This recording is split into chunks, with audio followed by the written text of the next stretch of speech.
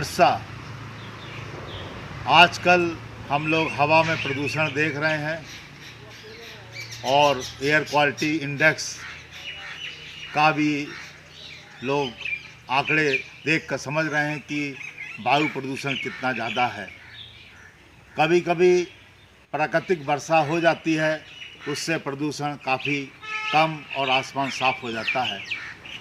लेकिन हमारे वैज्ञानिक और सरकार कृत्रिम वर्षा के ऊपर भी कार्य कर रही है और कृत्रिम वर्षा के लिए आवश्यक है कि हम क्लाउड सीडिंग के माध्यम से कृत्रिम वर्षा कराएं।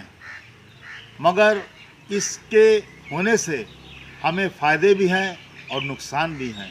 अगर हम इसको पर्यावरण के तौर पर देखें तो वास्तव में एक तरफ तो ये हमारे वायु प्रदूषण को कम करेगा, लेकिन और पर्यावरण के जो अवयव हैं उन पर इसका प्रभाव पड़ेगा और इससे बहुत सी चीज़ें असंतुलित हो जाएंगी। इसलिए कृत्रिम वर्षा को प्रकृति के साथ जोड़ के देखा जाए तो बिना प्रकृति के बादल के, बिना प्रकृति की हवा में नमी के इस कृत्रिम वर्षा को पाना भी संभव नहीं है। अतः कृत्रिम वर्षा को तभी उपयोग में लाने की सरकार और वैज्ञानिक सोच रहे हैं जब इसकी अति आवश्यकता पड़े और इसको देश में ऐसे समय में इसका उपयोग किया जाए जबकि हमारी प्राकृतिक वर्षा का कोई शंका ना हो बरसने की या कोई लेट हो। तो उसके देखते हुए ये कृत्रिम वर्षा का एक विचार हमारे वैज्ञानिक और सरकार कर रही है, मगर प्रकृति के बिना ये संभव नहीं है। अतः क्लाउड सीडिंग का जो एक विचार है सरकार का और वैज्ञानिकों का, उसमें प्रकृति के बादल होना और प्रकृति की हवा में नमी होना बहुत आवश्यक है। इसलिए कहा जाता है हम प्रकृति के साथ अगर जरा सी भी छेड़खानी करेंगे तो कहीं ना कहीं उसका असर हमारे जीवन में प्रकृति में दिखाई देगा।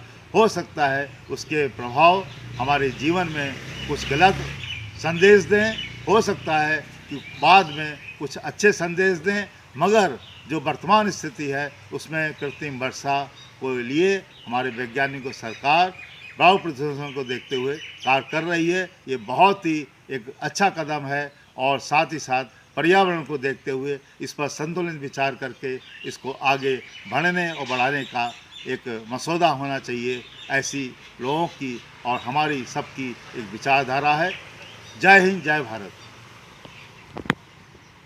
नमस्कार दोस्तों, मेरे चैनल को सब्सक्राइब, लाइक करें और आइकॉन को जरूर दबाएं ताकि आने वाले वीडियो को आपको नोटिफिकेशन मिल जाए। धन्यवाद।